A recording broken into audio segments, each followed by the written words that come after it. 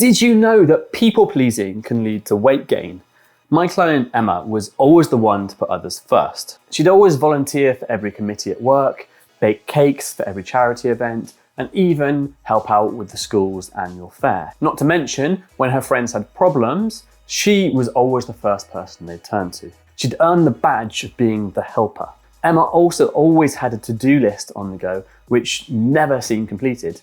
And this led to a constant sense of overwhelm. And as stress piled up, she often turned to food for a release, often binging on sugary treats or unhealthy snacks. She tried hard to be good and eat well, but the cravings for stress release were constantly working against her. She piled on the weight from the stress caused by her people-pleasing behaviors, which at first glance painted her as a nice person, but were in actual fact symptoms of her low self-worth and fear of judgment from others.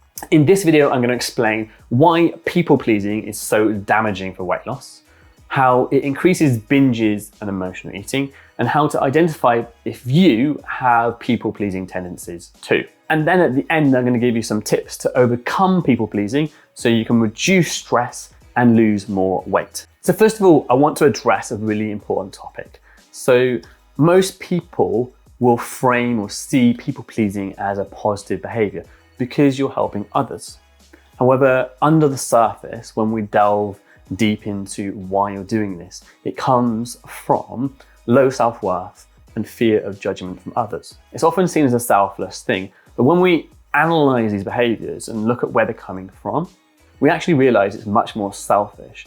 And just a side note, there's nothing wrong with you if you people please. It's a learned behavior by your brain to protect you. And so the problem is you end up saying yes to everything, accepting every invitation, helping people with everything. Because if you say no, the repercussions to you make you feel like you're going to be rejected or not worthy enough.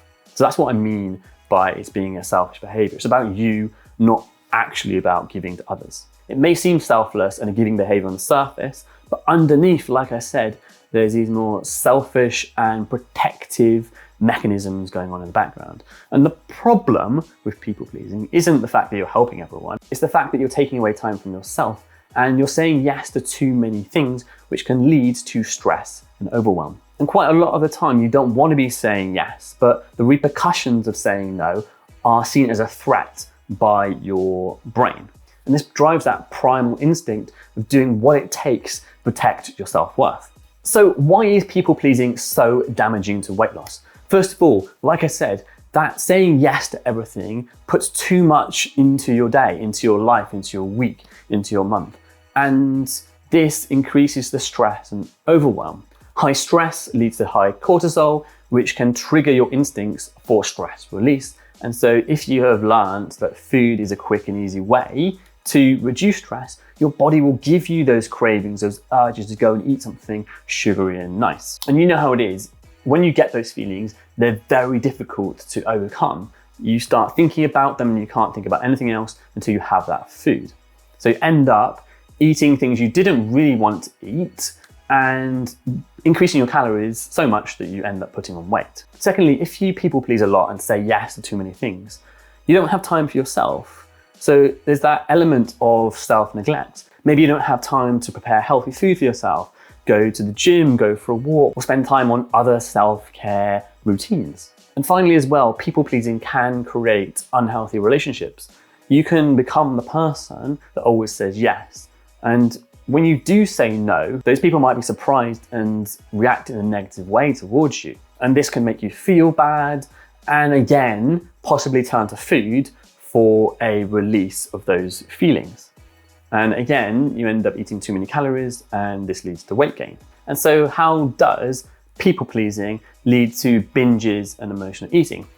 As I alluded to before, the stress created by doing more than you are capable in your life creates overwhelm. And if you use food as an emotional release, sometimes it could be other things like smoking, drugs, shopping, all those kind of things, then your brain is powerful.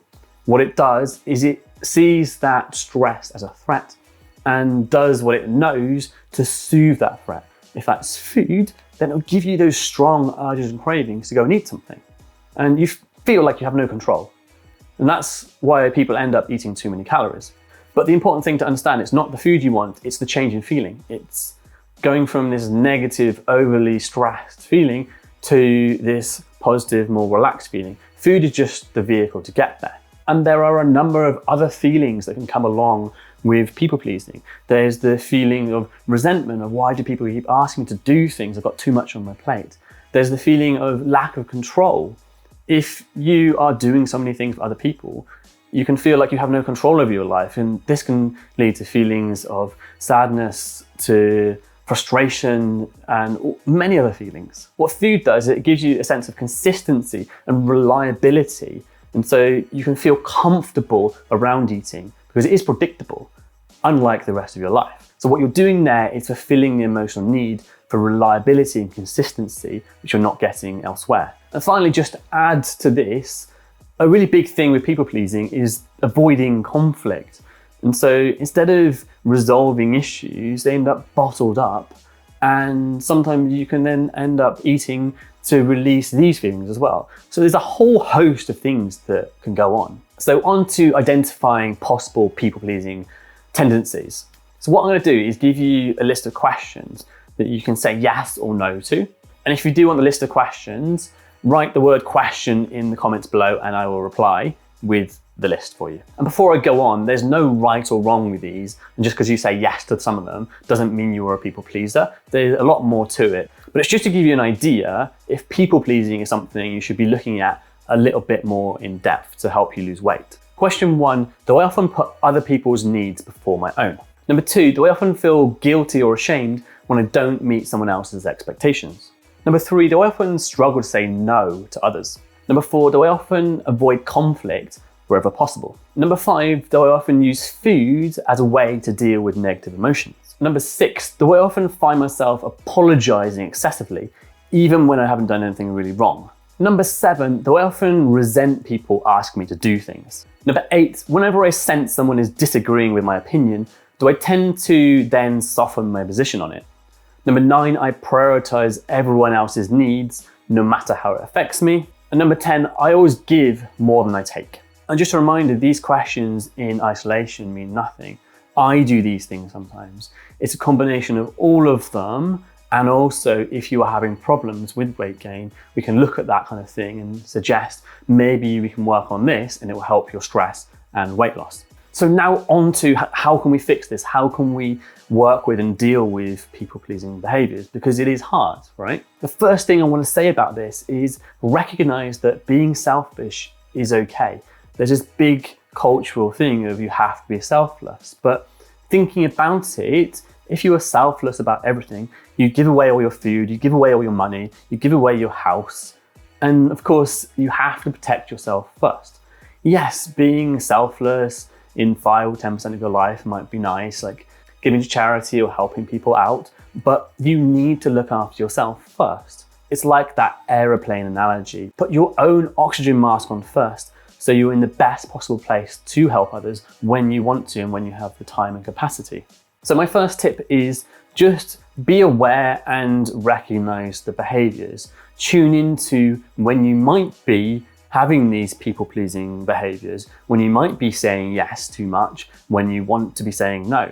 Ask yourself, am I prioritizing someone else over myself when I have things to be doing that I need to get done first? The second tip is to accept your worth. Recognize that you are a valuable human being, whether you are meeting the expectations of others or not. You don't need external validation from someone else to prove that you are a worthy person.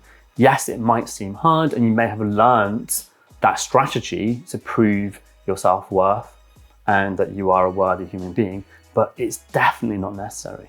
And the third tip is to practice saying no. Start with small requests and work your way up to bigger things. That way it seems less impactful when you're making these changes. And so something small you can tackle and deal with mentally a lot easier than something big. And so experiment with that, see how it goes. And now a little bit more help with the thoughts and feelings that come with people pleasing. So with my therapy work, we often look at what you're saying to yourself, that self-talk, that self-criticism, that self-judgment. And a lot of my clients enter into a battle with these thoughts. And that too increases the stress and overwhelm and can lead to emotional eating to release it. And so the big thing we want to work on is the acceptance that thoughts and feelings come, and it's part of being a human being. So being able to almost unhook, unattach from those feelings, stop that battle, and being able to allow them to be there while focusing on what you're trying to achieve in your day, in your life. The hand analogy is one that I like a lot. So imagine that everything that's important to you is in front of you, but here is your problem. And what most people do is they're like fighting and pushing it away, focusing on that rather than what they value. Or they are just trying to relax and stop fighting with it, and then it's clouding their judgment and ability to actually focus as well. So in either case, you're fighting with it or it's completely consuming you. And we want to work with that and almost like rest those problems, those thoughts and feelings on your lap. They're still there, but you're not fighting with them. And this is liberating for a lot of people because they're used to thinking about trying to get rid of thoughts and feelings and spend their whole life trying to do that, and then only realize that it's not possible to get rid of thoughts and feelings. So the acceptance model, allowing them to be there while focusing on other things, is a great way to think about it instead. And another metaphor, if you like that one. So the radio in the background, it's there and it's playing. You're focusing on what you're doing in the day, and it's just there. You're accepting the sound in the background, you're tuning it out. However, every now and again, a song you recognize may come on, or someone may say something that grabs your attention, and you're taken towards it for a second. However, quickly you refocus on your task, or you can almost just turn it down a little bit. And that's what we talk about with those thoughts and feelings that we can't get rid of. We allow them to be there while, again, focusing on what we want to focus on and achieving what we want to achieve. And part of this with people pleasing, because it involves other people, not just you, is learning how to set boundaries without feeling guilt or shame around saying no, when you are perfectly allowed to spend time doing things for yourself rather than helping other people the whole time. And yes, it can be difficult at the beginning because you are used to listening to other people's problems, used to helping them. And it can be difficult to not run to their beck and call and help them because you feel like that is your job and you feel selfish or that you're doing something wrong if you don't. But remember, it's not your obligation. It's just something that you've learned to do. And one important thing to focus on to achieve this is identifying and living in accordance to your values. Why? So you can show up as the person you want to be. So you can live free without constraints. So you can become a better person and yes, help people when you have time, when you have that capacity, but not doing it through obligation and need to fill your self-worth through external sources like helping people and taking on everyone else's problems. So I feel like we've gone over a lot there, and I feel that this video will help you next.